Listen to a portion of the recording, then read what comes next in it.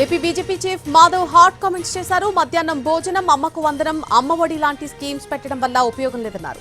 ఇలాంటి పథకాలతో విద్య పెరుగుతుంది అనుకుంటే అంతకంటే దారుణం లేదన్నారు మాధవ్.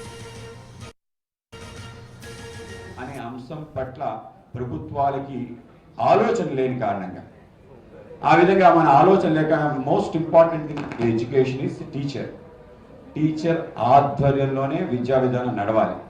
పెద్ద పెద్ద భవనాలు, స్మార్ట్ క్లాస్ రూమ్స్, అన్ని రకాల ఆధునిక శాస్త్ర సాంకేతిక సంబంధించిన వ్యవస్థలు నిర్మాణం చేస్తే, అలాగే అన్ని రకాల మధ్యాహ్న భోజన పథకం, రాత్రి భోజన పథకం, ఉదయం టిఫిన్ పథకం, ఇటువంటి అనేక రకాలుగా పెట్టి, అలాగే దాంతోపాటు స్కూల్కి వెళ్తే గొప్ప అనుకొని అమ్మఒడి లాంటి, అమ్మకి వందనం లాంటి స్కీమ్స్ ఇచ్చి ఆ విధంగా చేయడం కారణంగా విద్య పెరుగుతుంది అనుకుంటే దానికన్నా దారుణం ఇంకొకటి లేదని నేను త్రికరణశుద్ధిగా నమ్ముతాను.